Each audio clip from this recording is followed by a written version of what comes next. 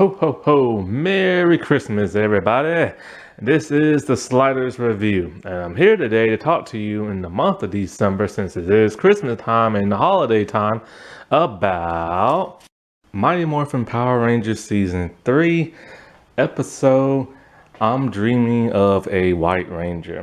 So this is the very first canon Power Rangers Christmas episode from the Fox Kids era. And so, however, there's a non-canon one that has to do with Alpha. And I've actually never seen that, but I'm about to later on this afternoon because I just found out it's on YouTube. And I actually forgot all about it. I remember I saw the VHS of it years ago, and then I assumed it would just be in the show, but it never was. So, when it comes to Power Rangers holiday specials, I'm not a big fan of their Christmas episodes. So the only ones I will be reviewing is this one, the one from Zeo, maybe the Alpha one, and that's just about it. Mainly because in their Christmas specials, a lot of times they're I don't know, it just they're too like kitty and stuff like that, and it's there's not a lot that goes on. And then sometimes it's weird because it's they'll lose their powers in one season, and then all of a sudden, I'm talking about the Nickelodeon ones. And the Nickelodeon ones, they'll lose their powers, and then all of a sudden for a Christmas special, they get their powers back in a very odd kind of way that doesn't explain much.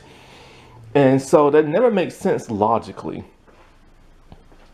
Ironically, Power Rangers, they only had 2 Christmas specials in the Fox Kids era, and they never had not a single one in the Disney era. But then they started doing them again when Saban bought the company back with Samurai.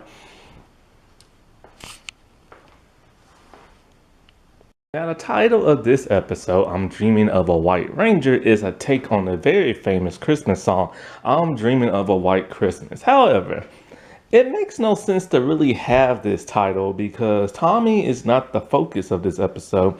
He never morphs into the White Ranger, and nobody's dreaming of him. In fact, this is I truly believe this might be the first time ever that Power Rangers show up in an episode and they never morph at all. And they don't even do any martial arts. And that was really disappointing, because that's one of the main reasons why I watch Power Rangers, see them morph into the outfits and see them fight. But because this is a Christmas episode, they wanted to keep it kid friendly. And I understand that. Which is probably why I'm not a real huge fan of this episode.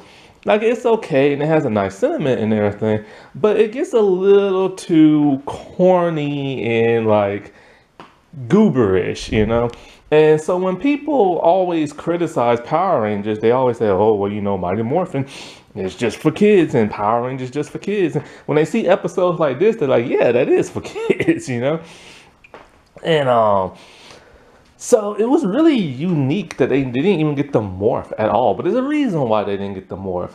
It kind of makes no sense. I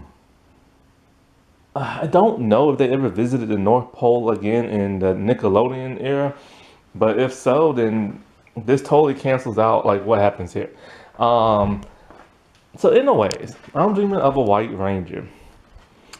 It starts off, I believe, in the youth center, and there's a group of teeny tiny kids, and they're singing a Merry Christmas song. I forget which one. So look, there's tons of Christmas songs. All right, I can't remember all of them. So anyway, it's Kimberly and it's Aisha. They're being the choreographers of the choir and stuff like that. Whatever you call it, the vocal coach person. Oh, this is also the season when I get their ninja powers. I love the intro. The intro is amazing. I love the ninja outfits. I can't wait till next year when I get my Lightning Collection ninja outfits. I hope it looks good. But I hope it doesn't look too bulky and cringy with the lines of the fabric, because I wish they would have went an actual made fabric instead of plastic. But they do plastic. Who knows? Maybe they'll change it up in the future, or another company will. So anyway, Kimberly and Aisha. they both have different hairstyles this season. Kimberly started letting hers flow more, and Aisha has these really thick rope-like braids. Now this was back in the 90s, and back in the 90s, if you was a female, a black female, you had giant rope braids. They're so big and thick, you can literally play jump rope on them. Now, of course, nowadays you have micro braids that are a lot thinner, and I think Karen Ashley, I think she has like the braids now, I think, and stuff. So like, yeah. So then the guys come in, they're all like, this is great that the youth center is like hosting this like Christmas choir thing. And you know, when you look back on this, I don't know if I realized this when I was younger, but when you look back on this now, you look at the Power Rangers, they're supposed to be teenagers in high school. When you look at all six of them, they are clearly grown adults. I wish that the show would have jumped them in time to have them in college. It just looks weird to see them so huge and bulky and stuff. And so as you know, the kids are singing, there's one little girl who's just sad and depressed, sitting down all by herself. So Tommy goes over to try to cheer her up. He tells her, you know, I need some help putting the star on the Christmas tree. Can you help me? And she's all like, you know, I'm not tall enough for that. And so he's being a charming dude that he is, a nice guy, and he helps her out by picking it up so she can put it on the Christmas tree. And so I don't know if she tells him right then and there what's wrong with her. But Bulk and Skull comes in, and Bulk is very grumpy. Skull is happy and singing Christmas songs, and Bulk is all like he's tired of all this Christmas cheer and stuff because he has to play Santa Claus. He doesn't want a bunch of kids sitting in his lap. So then at some point we see Kimberly, she's putting up mistletoe. Boy, they was edgy back in on Fox Kids Day. It's so G-rated now. And so as she's putting it up, here comes Bulk and Skull steals like a kiss on the cheek, which you'll never see that nowadays because you get in trouble. And then so Tommy's a little annoyed by this, and so Bulk goes in for his kiss on the cheek, but then Tommy gives him the look. And Bulk hightails it on out of there. Now, Bulk and Skull in this season, they were like junior cops or something like that. They're still in high school, and they was allowed to try out for the police department, but for like the junior division. And so, like at some other point in time, we see we're at like Lord Zed's and Rita's like castle on the moon. And so, by the way, rest in peace the actors who played Lord Zed and Rito Revolvo, because they sadly passed away. The dude who played Lord Zed passed away earlier this year. And so Lord Zed, he's being his evil, grumpy self. By the way, I gotta say, man, this is back when Lord Zed started to turn nice, silly, and goofy, which I was so disappointed. He was so cool in season 2. I mean, he has the best evil monster looking look ever, or a bad guy look, or whatever you want to call it. I mean, he's literally a man turned inside out. And it was such great, like, costume prosthetics, you know what I'm saying? I can't believe what they did to him and stuff. I hope they redeem him and what is it called? Dino Fury, Dino Night, Dino something. I can't remember. It's been a while since I watched that because, you know, the second season hasn't came on yet. But so yeah, he's grumpy. He hates Christmas. He hates everything nice. So he decides he's gonna create a device, a little toy, I think it's like a spinning dreidel, I believe, or a spinning top, and it's supposed to hypnotize whoever sees it. So he's gonna put it in every kid's like stocking, every kid's like under gift under the tree, and it makes Rito start to, like, you know, get dizzy and stuff. Rito calls him Ed, which of course he hates, which is because it's a cool running gag. It's just hilarious to see Zed get pissy. And then so Rita, she says something that irritates him. And he's all like, how would you know? We only been married for a year, but it feels like centuries and everything. So then he monologues into the camera, breaking the fourth wall, talking about like, look out, Santa, he's coming, and something won't be nice or something won't be pretty or something like that. It's a cool little thing he says. I just can't remember what he says. God, I miss Laura Zed. And I miss his old voice actor, man. It's so sad that man died. And so we're back at the youth center, and now they're singing like a Hanukkah song. That's nice, you know what I'm saying? Like singing all the different like religions and stuff like that, but they only do two. Mostly when it comes to America, they only celebrate really like Christmas and Hanukkah. But there are other ones that celebrate too, like Kwanzaa, but you'll never hear nothing about that. And so like the girl that was sad before, she's in the choir and she's singing. She's still looking sad and depressed and everything. Kimberly and Aisha, they see her and they're trying to like talk to her, but she don't want to talk. Like this girl is going through the motions, but we don't know why exactly yet. Because she said something about nobody be there to see her sing. I don't know if she mentioned it or not, but pretty much what's going on with her is that her dad won't be there. I believe her dad's in the military. And so Kimberly and Aisha, they're talking, and Kimberly, she's sad as well because her parents are gone, and this is when Kimberly started living with Aisha. And so like, because I forgot what her parents went. I think they went to France or something like that. So she's bummed. She's not going to be able to spend Christmas with them. You know, it's funny the living arrangement and power arrangement when it comes to the females. Like when Kimberly parents left, Kimberly started living with Aisha. Then Kimberly left, and then Kat came in, and there's no mention of her parents. And then maybe Rita got rid of her parents. I can't remember. And then she started living with Aisha.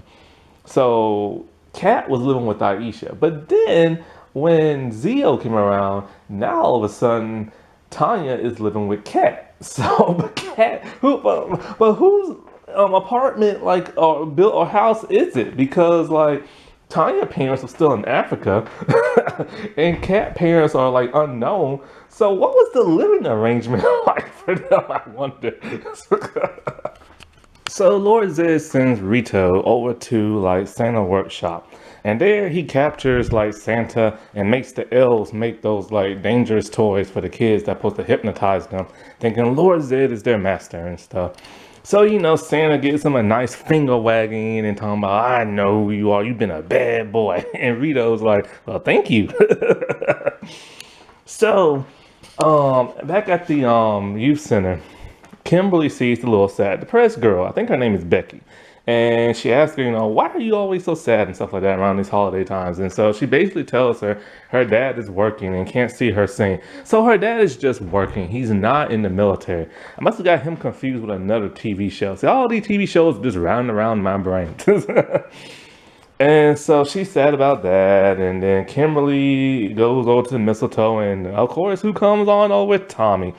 And as they're getting ready to kiss, ding, ding, ding, ding, ding, ding, the communicator goes off. He's like, oh man, yeah, we know why he said, oh man, this time.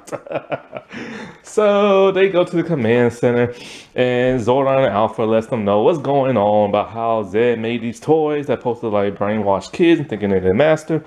But Alpha informs, Zordon informs them that like, because of the polarity of the North Pole and all the holiday magic in the air, it's going to disrupt the morphin grid so they can transport it there and back, but their powers won't work. And this is really disappointing because I wanted to see them morph and I wanted to see them fight. And so like, my bad, I had to clear my throat. And so like, Tommy being the hero that he is, you know, he's all like, you know, we gotta do what we gotta do. Well, that's what a superhero is supposed to do. Whether you got your costume and your powers or not, you still supposed to go in there and save the day and stuff. And that's what I love about superheroes. And so, like, they teleport there, and Alpha tells them to stay warm, but nobody go grabs a jacket, except for the ones who already have a jacket on. And the only people who are wearing jackets is Tommy and Kimberly. So everybody else just has sweaters on, and Rocky is freezing to death.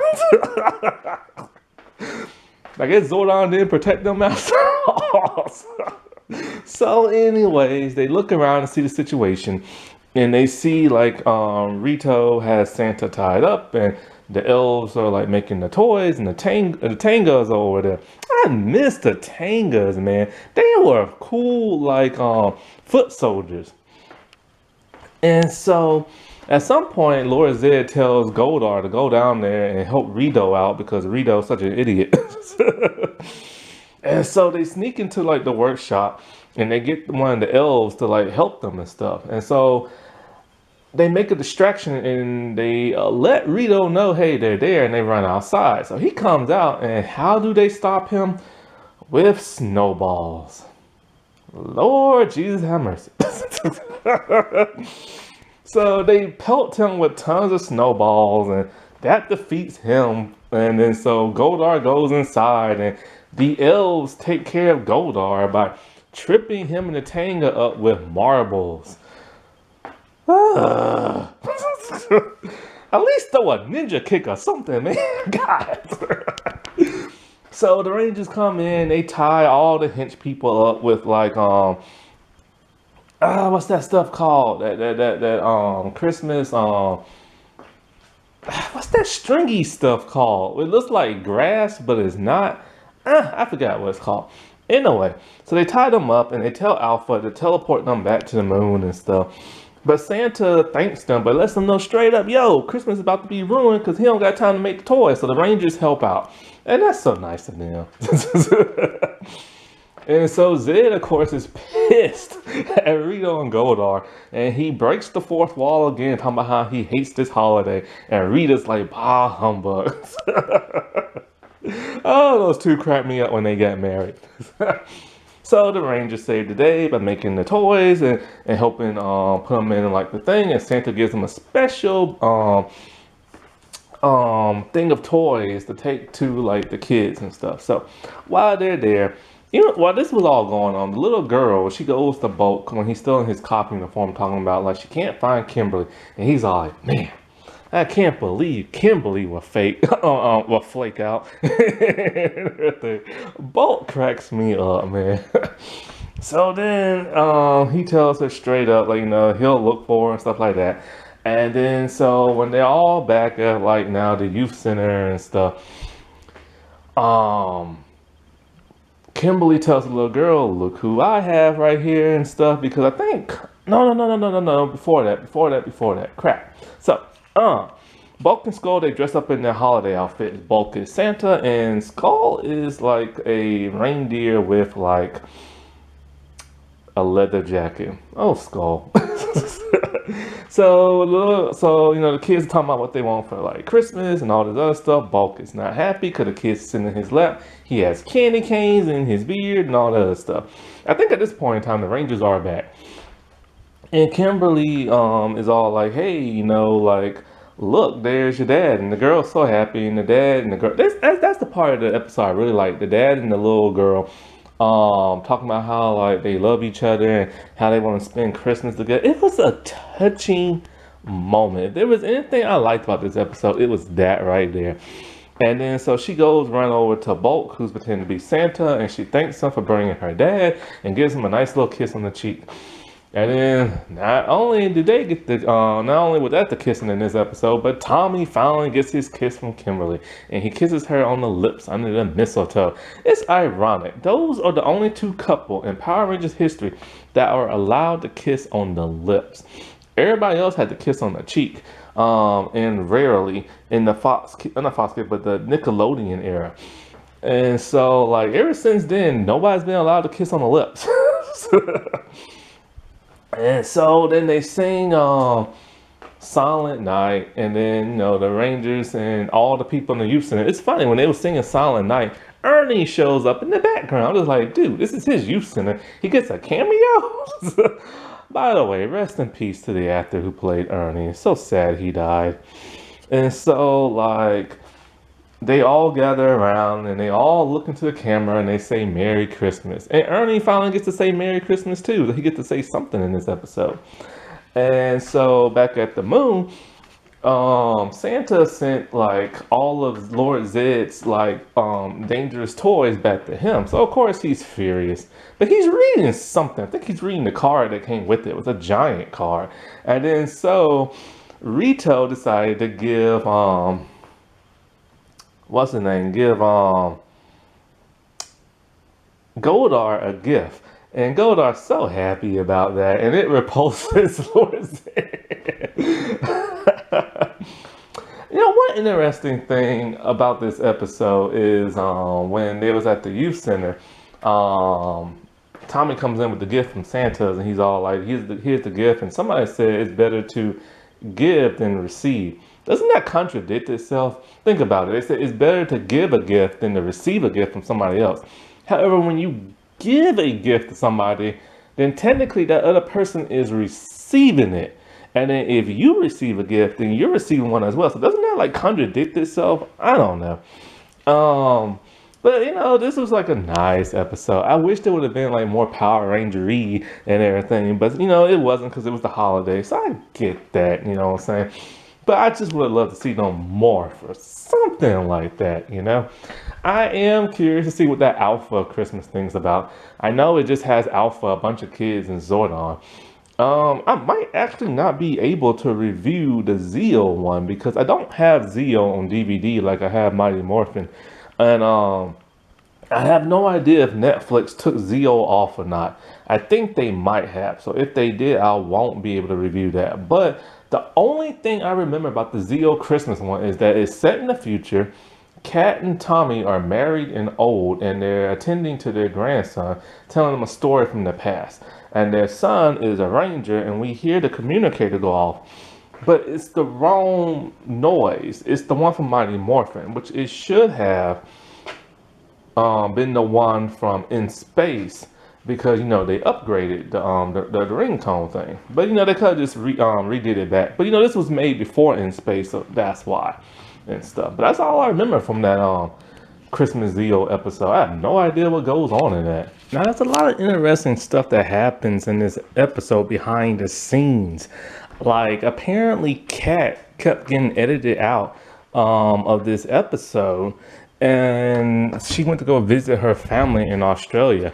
So like this happened actually. I think this happened. I can't remember when the cat showed up in the third season. But I think she was still evil, but she knew who the Rangers were, or something like that. Or maybe she wasn't. It's been a good while. Also, another thing that's interesting. Alpha's original suit actress. She plays the head elf in this thing. There's been a couple of like suit actors to play Alpha. And also the craziest thing of them all that I never knew about until I just researched this. Tracy Lynn Cruz, who went on to play the Yellow Turbo and In Space Ranger, she was an extra at the little Christmas thing. So if you really want to go far into thinking outside the box, little Ashley was there in Angel Grove before she showed up in Turbo. So that's like insane. Bah humbug, that was a good episode. All right, everybody, I'll talk to you later. Bye.